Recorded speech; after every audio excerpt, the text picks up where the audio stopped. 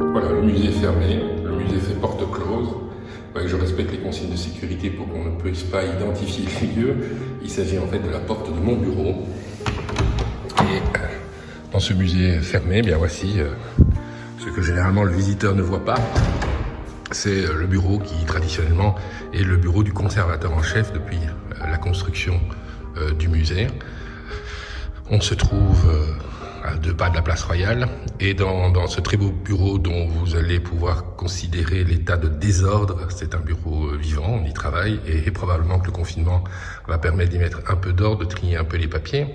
Et bien dans ce bureau, les directeurs qui m'ont précédé ainsi que moi-même, nous vivons avec des œuvres qui ne sont pas dans les salles du musée à ce moment-là, mais qui sont aussi d'une certaine manière pour nos hôtes étrangers une vitrine.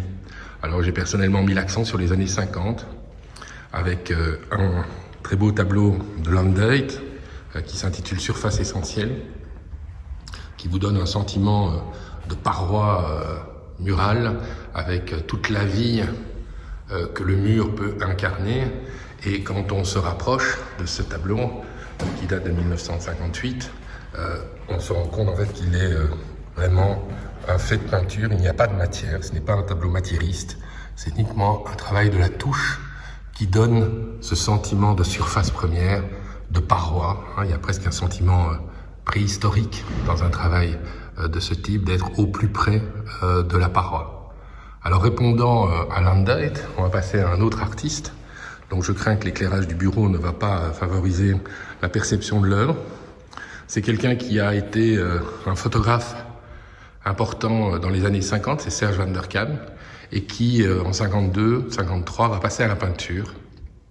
Et vous avez ici un tableau qui exprime ce contexte très Cobra, d'un geste saturé, d'un sens de la matière, on le verra de plus près, mais qui joue aussi d'une anamorphose, un peu comme les ambassadeurs de Holbein, puisque vous avez à l'intérieur du tableau ce crâne en anamorphose qui vient inscrire de manière assez violente la présence de la mort dans ce tableau. Alors évidemment, quand on parle de mort, on a tout de suite un sentiment extrêmement négatif, mais ici, il faut voir la mort comme le pendant de la vie, et c'est ce pendant de la vie qui s'exprime notamment dans le travail de la matière, dans le jeu des surfaces, qui donne cette qualité de texture caractéristique des artistes de Cobra. Alors la génération avant,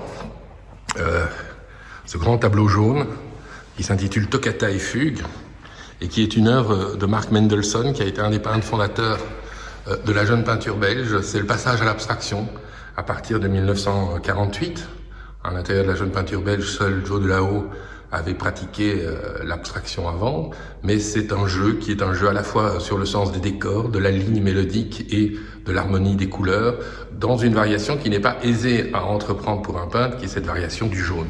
Et lorsqu'on s'approche, ce que nous allons faire, on se rend compte aussi qu'il y a la couleur, la ligne, mais aussi la texture. La manière dont la couleur est posée, vous voyez, cet effet parfois d'empattement qui donne des variations mélodiques pour cette toccata et fugue. Alors, dernier tableau, on reviendra aux sculptures après, dernier tableau présent dans ce bureau, ce tableau de Guillette, qui lui aussi appartient à la génération précédente, qui est un tableau daté de août 1950, qui s'appelle de Grote Stad, qui représente en fait Anvers.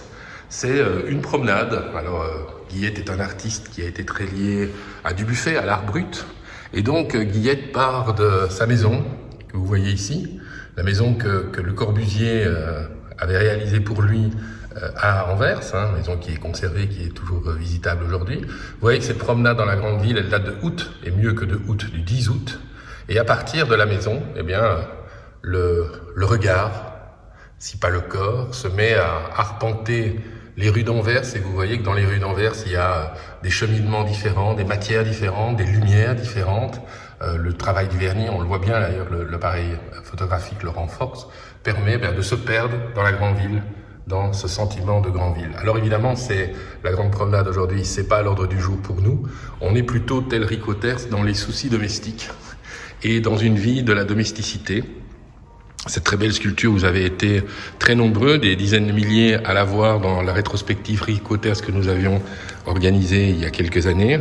Eh bien, je l'ai fait revenir dans mon bureau et elle accompagne de sa sensualité et de sa douceur une sorte de monde particulier qui est celui de Rico Terce, un monde de l'intimité, de la tendresse et de l'amour qu'il a partagé avec Nell jusqu'à sa disparition. Voilà, c'est la vie domestique, c'est celle qui nous confine chez nous pour l'instant, mais j'espère qu'elle sera aussi passionnée pour vous qu'elle ne l'est et qu'elle ne l'a été pour Nell et Rico Terce.